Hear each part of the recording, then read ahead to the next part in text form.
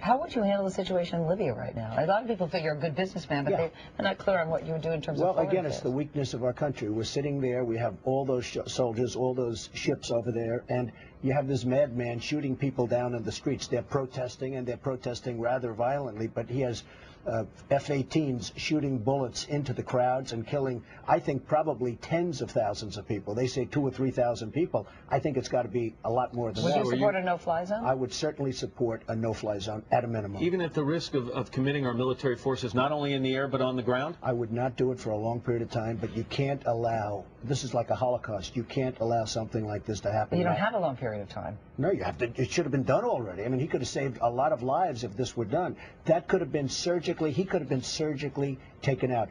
He knocked out the Pan Am plane. This is not a good man. This is not a sane man. Something should have happened. And I don't mean by leaving our troops there for any longer than a very short period of time. When will you do? But in light of the fact that we are where we are, if you were president today and the fact that we're the 6 weeks into this Libya event, or whatever you want to call it, this war, what would you do? Well, you know my attitude on that, and you and I have discussed it at great length. I would go in and take the oil. I would just take the oil. We don't know who the rebels are. We hear they come from Iran. We hear they're influenced by Iran or Al-Qaeda. And frankly, I would go in, I would take the oil and stop this baby stuff. We're a bunch of babies. We have wars, and we leave. We go in, we have wars, we lose lives, we lose money, and we leave. I would go in and take the oil, and I'd clean up everything. Let me ask you about Libya. You've been highly critical of Libya and Hillary Clinton. You were also for military action to oust Gaddafi and military action to take care of the humanitarian situation in Libya. You supported that. When you say I supported it, I supported Libya? Yeah, you supported intervention in Libya. I did? Where do you see that? I do really want to know who these people were fighting for, who they are. They call them the rebels, like there's these wonderful guys, but I hear they're aligned with Iran. I hear they may be aligned with Al-Qaeda. And to be honest, wouldn't that be really very, very sad if we're bombing all of these tanks, killing all of these people one way or the other, and Iran ends up taking over Libya? At this point, if you don't get rid of Gaddafi, it's a major, major black eye for this country. But the big problem, frankly, with the Gaddafi thing is, who are the rebels? I hear they're tied to Iran. I hear they're tied to Al-Qaeda. I guess I'm saying would you intervene in that situation or not if you were President Obama? I'd have to find out who the rebels were. But I'll tell you what, I'm only interested in Libya if we take the oil. If we don't take the oil, I have no interest in Libya. So your Middle East policy is basically guided by our interest in oil. My Middle East, which are I always heard that. I always heard that when we went into Iraq, we went in for the oil. I said, that sounds smart, except we never did. And by the way, I could tell you something else. What? I dealt with Gaddafi. What did I do with Gaddafi? You buried the lead. What'd you do? Yeah. Excuse me. I rented him a piece of land. He paid me more for one night than the land was worth for the whole year or for 2 years. And then I didn't let him use the land. That's what we should be doing. Was that over in New Jersey? I don't want to use the word screw, but I screwed him. That's what we should be doing. I rented him a piece of land, in Bedford, New York. I rented him a piece of land. That's right. He paid me a fortune, and then I didn't let him use the land. Donna, why didn't you let him use it after you rented it to him? Because I didn't want to. Okay. Why'd you rent it to him? That should be the thinking of this country, not the kind of thinking we have right now. It's ridiculous. You stayed in bed, if I may say so, with Felix Sater, and he was connected with the mafia. Again, John, maybe you're thick, but when you have a signed contract, you can't, in this country, just break it. Sometimes we'll sign a deal, and the partner isn't as good as we'd like, but that does happen. I didn't really take advantage. I just rented him something, and he didn't get to use it, and I didn't make it very easy on him, because I'm not a big fan of Gaddafi. The fact is, I took the money and gave it to charity, because I feel that when you're dealing with somebody like that, you have two things you can do. Don't deal with them, which is fine, or deal with them, take money from them, take advantage of them, and give the money to charity. Now, I'm sort of good at that stuff. I'd like to be good at that stuff for this country, but the biggest part of it was I took a lot of money and I gave that money to charity, as opposed to just saying, you can't have, I'm not going to lease you the land, I don't want your money. I like taking people's money and then giving it to charity if they're bad people. And even if they're good people, you take the money, you give it to charity. Charity is a wonderful thing.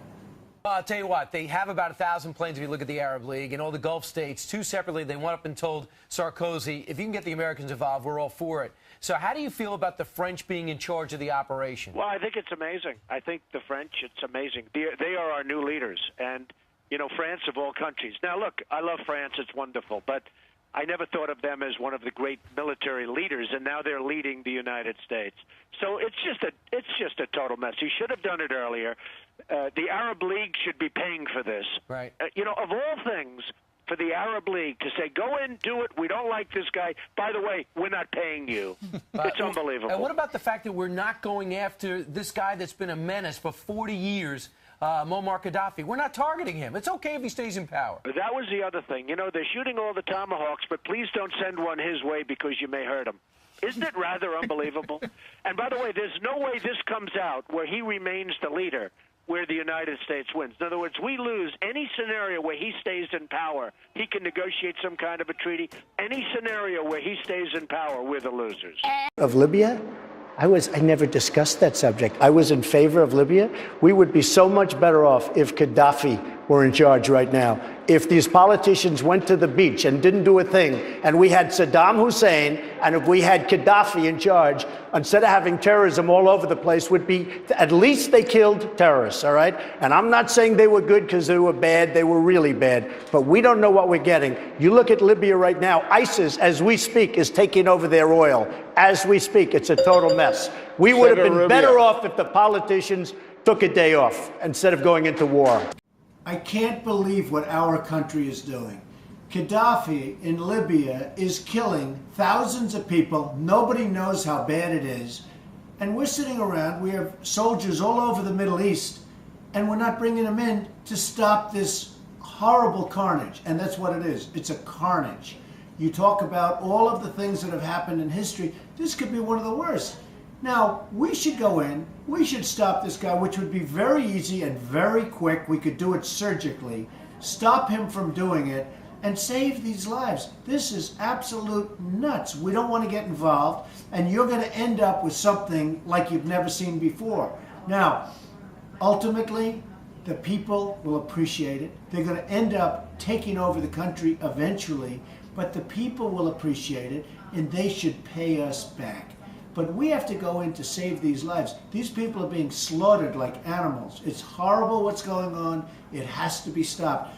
We're making decisions like trade embargoes. What does this have to do with a trade embargo? He's killing people with machine guns in the streets.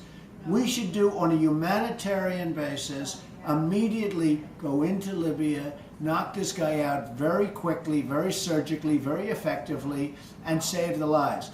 After it's all done, we go to the protesters who end up running the country.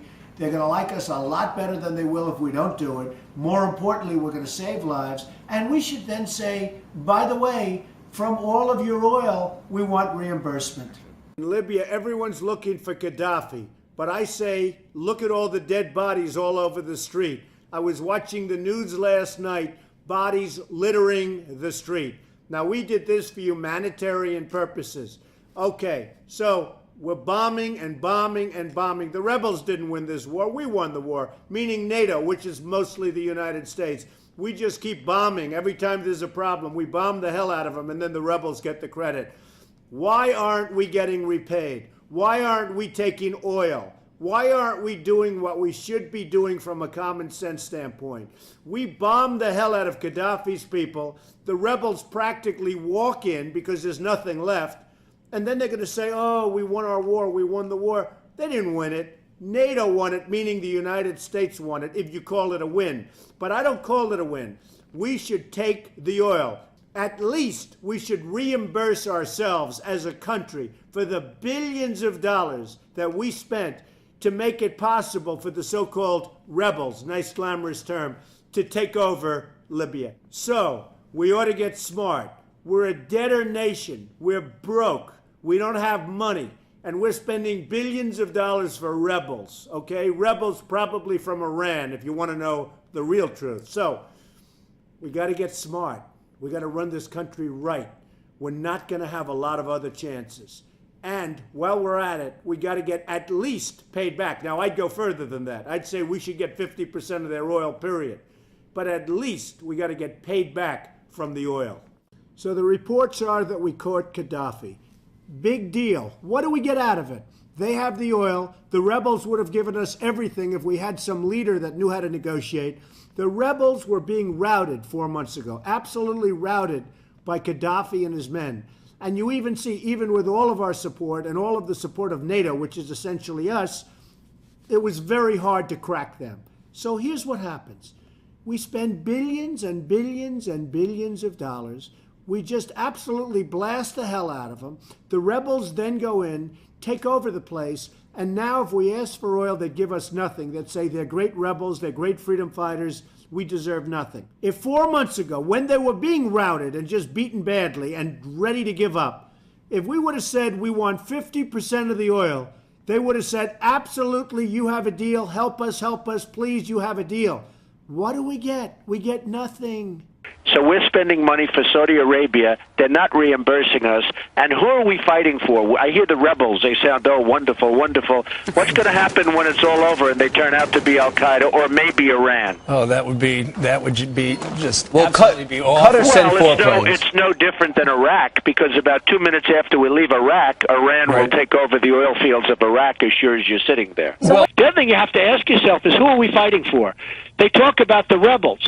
But I hear on fairly good information that the rebels are closely associated with Iran and they're closely associated with Al-Qaeda. Now, so what are we going to do? Put Iran into Libya? What are we doing this for? And we're spending $1 billion and nobody's paying us back, nobody's reimbursing us. And by the way, one final point. China is the big user of oil from Libya. So why isn't China involved? Why are we doing this? Why isn't China involved?